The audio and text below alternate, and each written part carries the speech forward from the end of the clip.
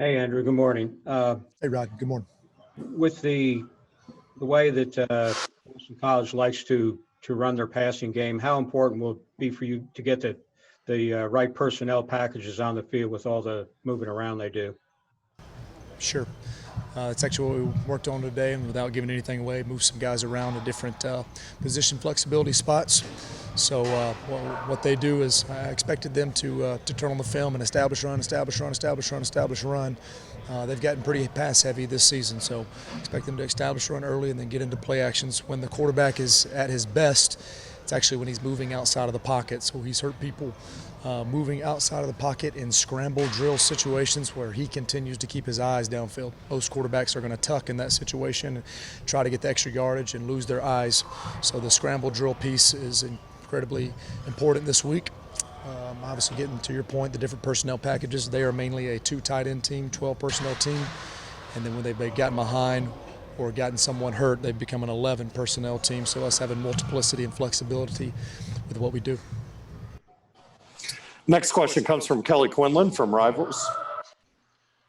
Andrew, it seems like you guys, this is a little bit of a strange matchup.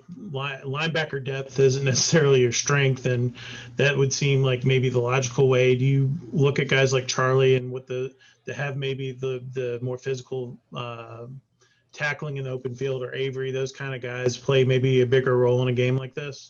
Yeah, two names you mentioned are certainly a heavy piece of the game plan. And then even this past week, Charlie, who's played Sam, who's played nickel, who's played the Joker in multiple games. He actually played the will linebacker position for stints this past week. So trying to find as many ways possible for us to get our best tacklers and physical guys on the field. Obviously, they're a bigger team in stature and physical size, the big offensive line, bigger tight ends relative to a spread open field team. Again, but notwithstanding that they still try to throw the football quite a bit. They're up to upwards of 80% out of their 11 personnel throwing the football. A lot of it is circumstantial based off 2-minute situations, being behind in a couple of games. But yeah, there's certainly a pass-heavy sequence when they lost their jersey number 81 tight end from this past week. Before that, their identity was heavier 12 personnel, downhill runs where we want to get bigger bodies in and our best tacklers in those situations. Next question comes from Ken Segura from the Atlanta Journal-Constitution. Hey, Andrew. Regarding the Clemson game, one thing that stuck out was obviously, what Lawrence can do speaks for itself, but there were also instances where maybe this has to do with just his ability to manipulate defenses and so forth. But there were times when guys were pretty, clear open for them. And I think of like the 83-yard pass where I don't know if Caleb was expecting safety help or whatever, but that was obviously a big one. And then also the one where Lawrence ran left on the bootleg, in the end of the second quarter and found the guy in the back of the end zone. I don't know if you want to address it specifically, but like what were the challenges, I guess, with covering more tightly? Sure. I'll speak to those specifically. Eye discipline issues, and certainly anything that I can do to help us coaching to get us in a better call. So by no means will I ever do anything to hurt our young man, but me organizationally from the top down, eye discipline has been the piece. So finding ways to disrupt the quarterback so an elite quarterback doesn't have the ability to have his eyes downfield, and then eye discipline issues from all levels. In gaps, eye discipline goes from defensive tackles all the way back to the back end. Obviously with egregious explosive plays, those are very evident as to maybe specifically when a defensive back gets beaten, those things show up and it's a more obvious situation, but from all 11 players, when we came in on Sunday, we talked about eye discipline being the biggest, most critical issue. So that starts with coaching and moves its way down to the player's responsibility and us all being accountable right there. So, yeah, plenty of issues for us to solve. And then certainly we're looking forward to the response that our guys had on Sunday and then specifically today in practice, where the best thing we can do is go play another opponent and have something else to focus on. Next question comes from Kelly Quinlan from Rivals. Andrew, you got Antoine Owens back, and now you have Antoine and Antonius and Curtis, who are some bigger body guys. Does that allow you to play those guys together, as your two ends to set the edge against a more physical team like Boston College versus maybe having more of the Jordan Dominic, Chico Bennett outside linebacker thing if you want to be more physical up front? Sure, and we actually have both. So thank God, thank God we got Antoine back to give us a bigger body as we've lost some defensive linemen, which is always a tough spot to lose and to have attrition there where we need size. So Antoine's a big piece of us for it as well. I apologize. I won't always answer you honestly, Kelly, but just specific, so don't give anything away. We do have some multiplicity with packages. Yes, to answer your question, Curtis and Antoine will be on the field at the same time to give us some more size on the interior. I'm very, very happy that those guys are healthy and being able to play. And then we'll try to be specific with personnel groupings to be able to attack them as well. Another question from Rod McKenzie from 247 Sports. Andrew, going back to the linebackers, what are you looking for from them in the blitz packages as far as disguising the blitz and maybe waiting for holes to open up, that type of thing? Yeah, create negative plays. When we're bringing patterns, we want to create negative plays and puncture holes and be violent, be disruptive. So we lacked some of that. We've had it in past weeks where we were, in terms of our chaos index and TFLs and sacks, we were creating those. And this past weekend, we did not. So we're looking to go back to those.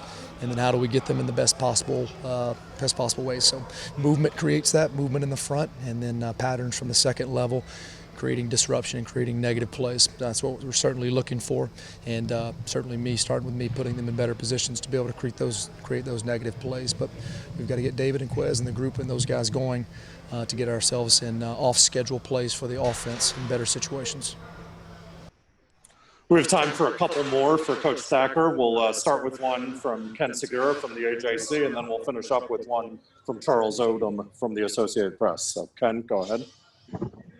Andrew, I was curious, did you have any sense or a kind of a expectation of how you thought guys would come in on Sunday after, obviously a really tough game like that, and how did that, match up with those expectations?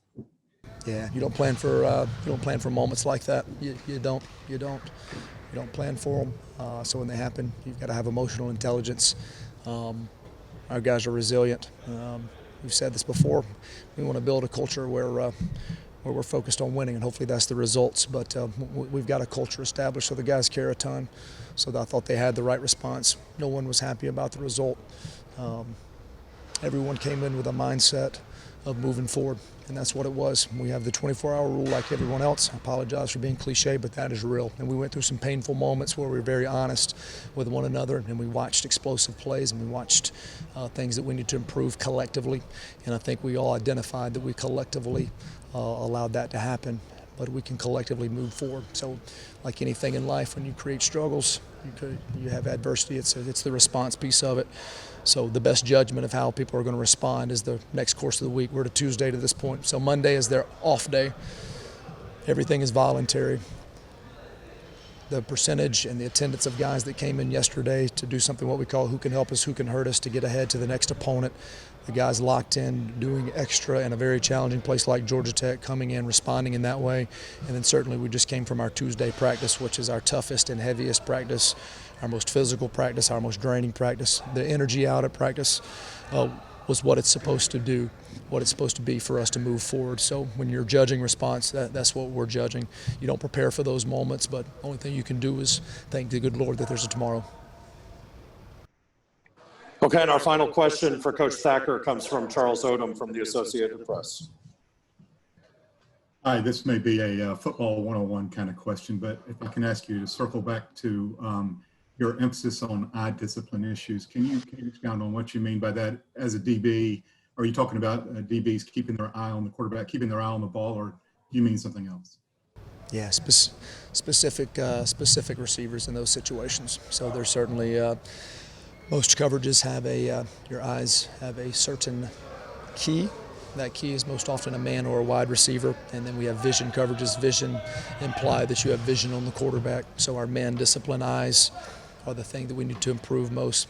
Every single technique has a eye progression to it as well, and that is at all phases, again, from defensive line to linebacker to secondary. So again, every technique, The guys are taught where to place their eyes. It's one of our most important tools. A lot of people obviously understand our feet and our movement patterns, and certainly hands being a tool on defense, but eyes are often the most critical. And when explosive plays happen, eyes are very critical.